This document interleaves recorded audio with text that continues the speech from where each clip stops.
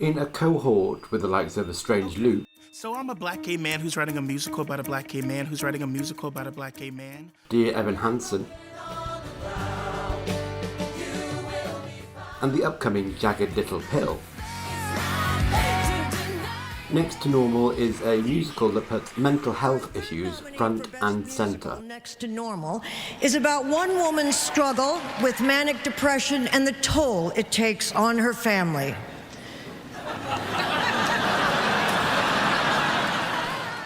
Now, sure, its plot is occasionally shaky. Some of the characters perhaps lack believability, and the ending is far from uplifting. But that can all be forgotten, for Next to Normal is an extraordinarily relevant piece of theatre. It's one that will stick with you for a very, very long time afterwards.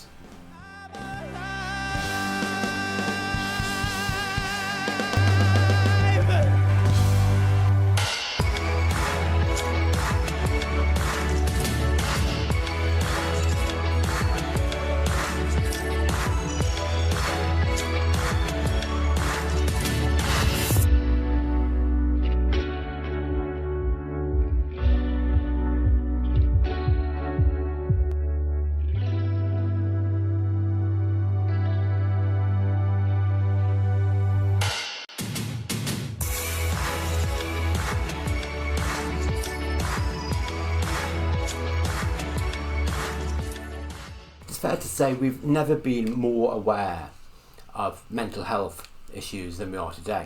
A whole generation has grown up with Ant and Dec getting people talking. Though, just taking time to talk with your nearest and dearest can really make a difference. Make sure tonight is just the start. Britain, get talking.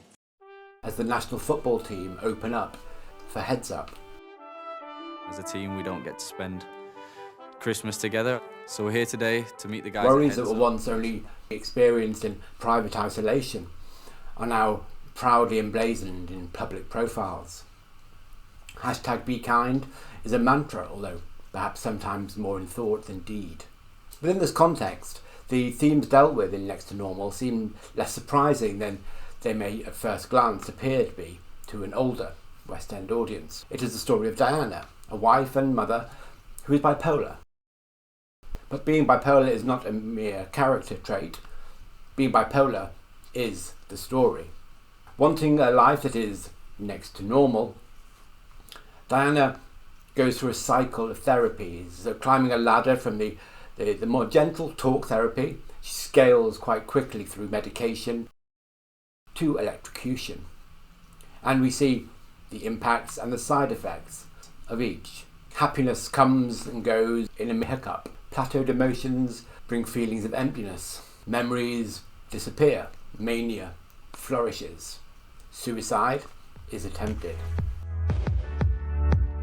To be clear, Next to Normal is not your run-of-the-mill uplifting musical, but this isn't an uplifting subject. If you're looking for your own mental health issues to be solved, this may not be the show for you. But if you're looking for your own mental health issues to be reflected, then it may well be.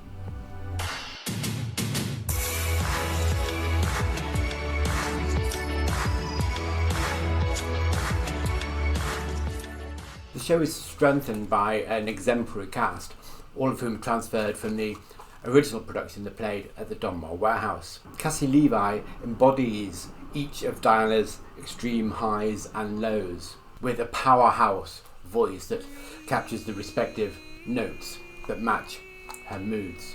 Each sung as though Levi is at the encore of her own headlining gig.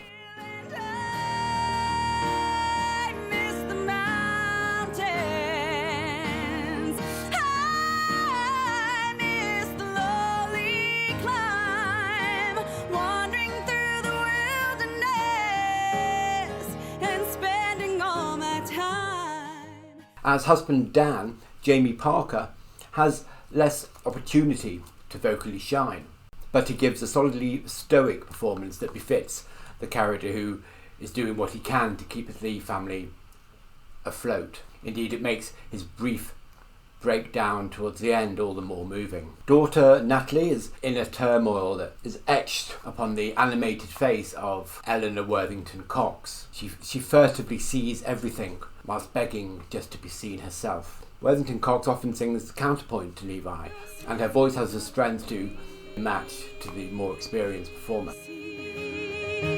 Not for me, you'll see, not for me, you'll see, not for you'll see.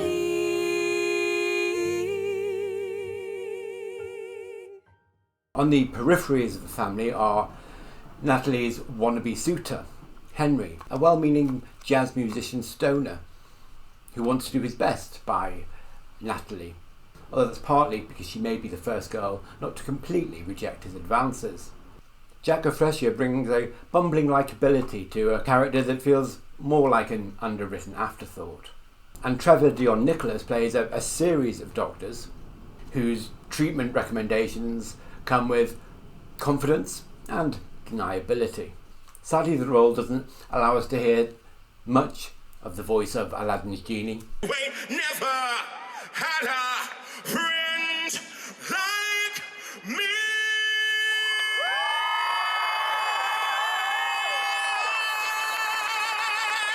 And Hamilton's George Washington.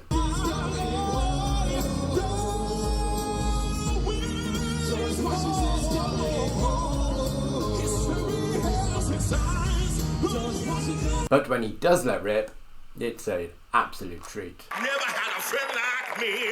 Whoa!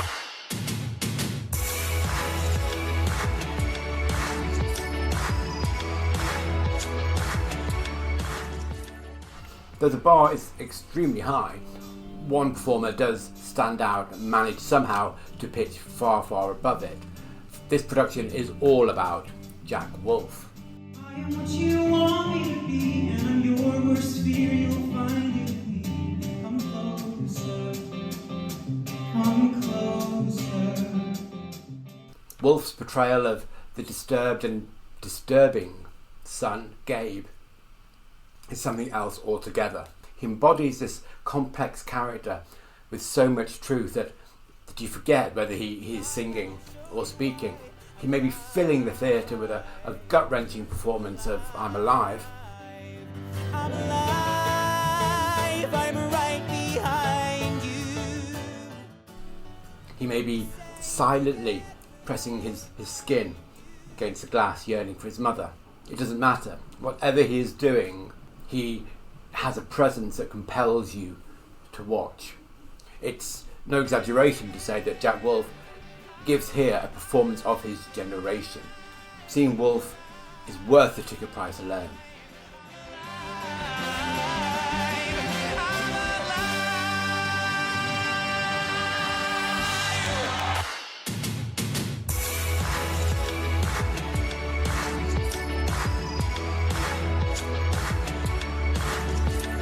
So what about the music? I plays it somewhere in a sort of alt rock.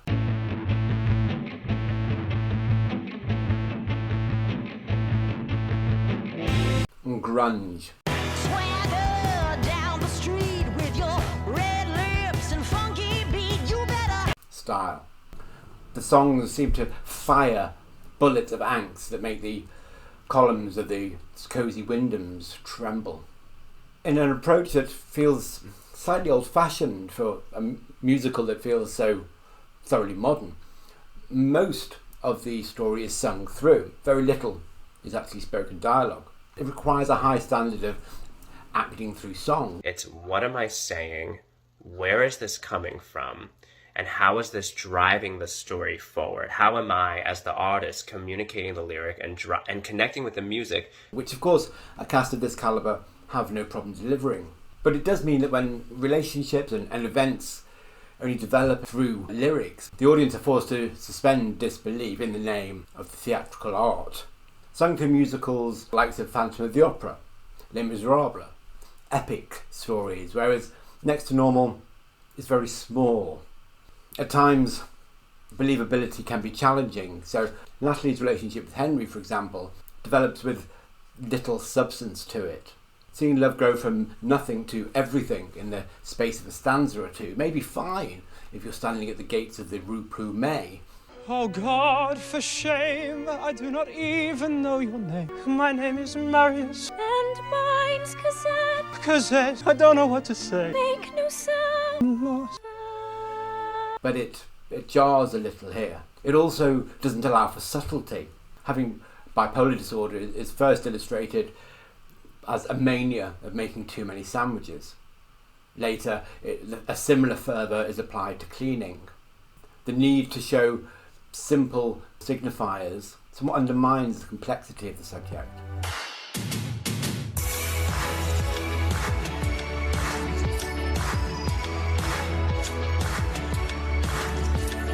The honesty that imbibes Next to Normal makes a happy ending impossible. If it has a message to convey, it's probably that for many of us life doesn't feel great, and for some it never really even reaches good. Whilst this may be a depressing thought to take away from a musical, what it does is normalise stigmatised illness. At one point it draws comparisons with diabetes, suggesting mental illness is something to live with, not something to end life. This refreshing honesty is likely what makes the show appeal to an audience that's probably younger than the average theatre goer. And they have clearly taken it to their hearts in a similar way that we see with Dear Evan Hansen's Strange Loop and the others mentioned earlier. There's a sense of shared ownership. It has a matter-of-factness, an adult-to-adult tone that gives it a natural authority and has earned it a rare position of respect.